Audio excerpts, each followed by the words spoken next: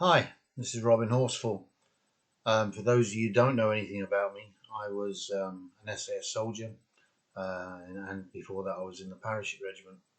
And I've been asked to send a short message or blog to members of the Sheffield Sea and Royal Marine Cadets at the Falkland Centre and talk about something interesting. Well, I suppose the word Falkland gave me the idea of maybe telling you something about my experience during the Falklands War in 1982. Um, I was then serving with B Squadron 22 SAS, and it was my job, my squadron's job, to fly into Argentina to take out the jets that were sinking our ships. It was a one-way mission. There was no way back, and we were prepared. We were prepared for several months to actually do this job. So the war started. G and D Squadron flew down and started working on Falkland Islands in readiness for the main group to arrive. And in the interim period, we were prepared to do this suicide mission because it was a one-way mission. We prepared by the basic plan was to land two C-130 Hercules aircraft on the runway of the airport where these Super Entendard jets were flying from. The missiles they were carrying were Exocet missiles, and they were capable of sinking major capital ships with one missile fired from 40 miles away. They flew just above the sea and hit very, very low in the water, and they did in fact sink four of our ships. While we were training, we were planning to put our vehicles with mounted machine guns on the C-130s, drive them off the back. There were only going to be 60 of us raiding a target the size of a major airfield, which doesn't give you much room for manoeuvre in many ways, because an airfield's a big place and 60 men don't go very far. But we were to rampage around, find the jets, shoot them up, and then be killed or captured. We left the United Kingdom in late April with a view to landing on Ascension Island, transferring from VC-10s across to the C-130s, and as soon as we were ready, taking off, flying down to the Falklands to carry out the mission.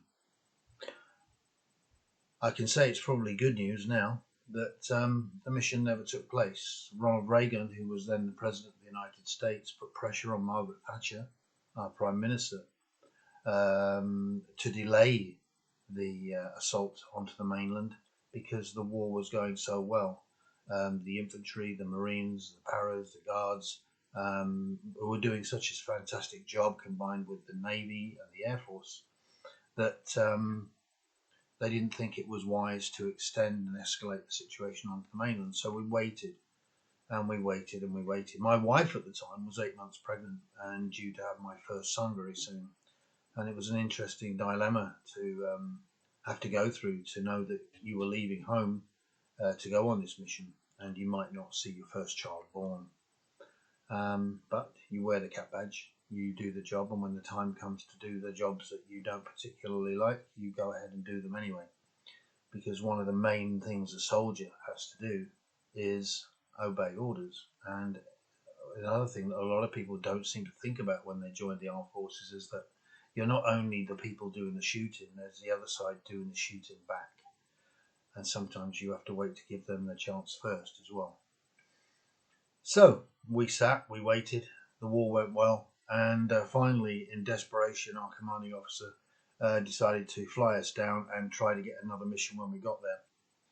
So we boarded the C-130 aircraft and off we set on a 14-hour flight down to Ascension, down to the Falkland Islands.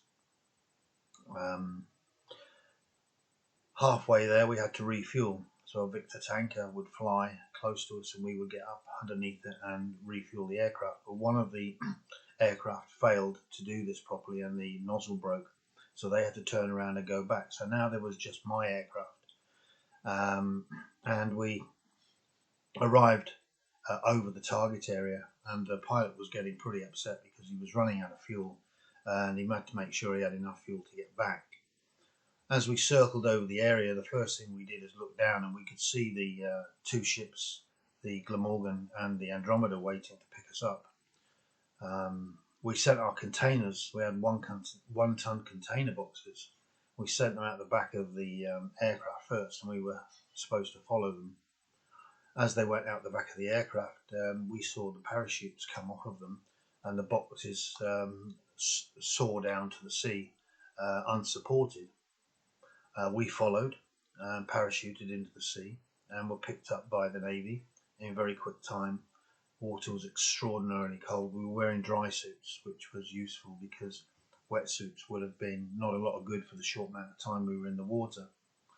We were picked up by the crew of the Andromeda, put on the ship, and told that almost all our equipment had gone to the bottom of the sea.